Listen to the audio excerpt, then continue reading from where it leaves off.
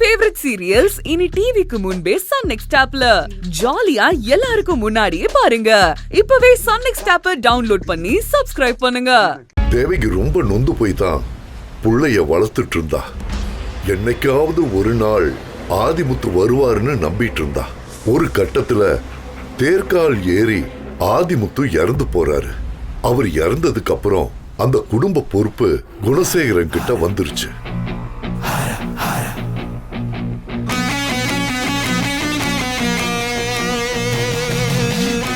குணசேகரன் இப்ப முழுக்க முழுக்க இத பத்தி யோசிக்க ஆரம்பிச்சான்.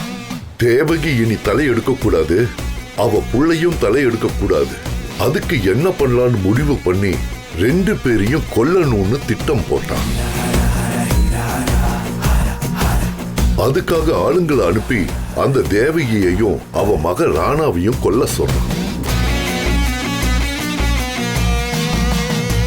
இந்த விஷயம் தேவகி காதுக்கு வந்ததும் அவ மக ராணாவை கூட்டிட்டு அங்கிருந்து தப்பிச்சு ஓட ஆரம்பிச்சான்.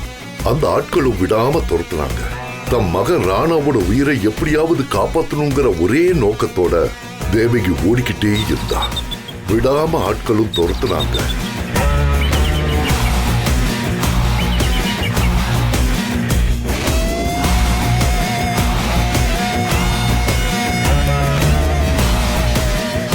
உயிரை கையில பிடிச்சுக்கிட்டு தேவகி ஓடிக்கிட்டே இருந்தா.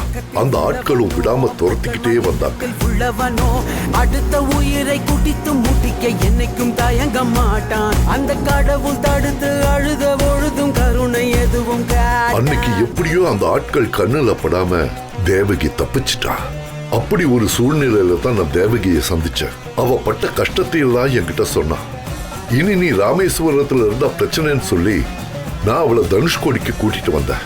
இங்க பக்கத்துல ஒரு குடிசை, மீன் வள பின்றவங்க, அங்க அவளை தங்க வச்சேன். அவளும் அங்க பாதுகாப்பா தான் இருந்தா. அவங்க எங்க போனாங்கன்னு தெரியாத குணசேகர அவ ஆட்களை விட்டு ஊரெல்லாம் தேடினான்.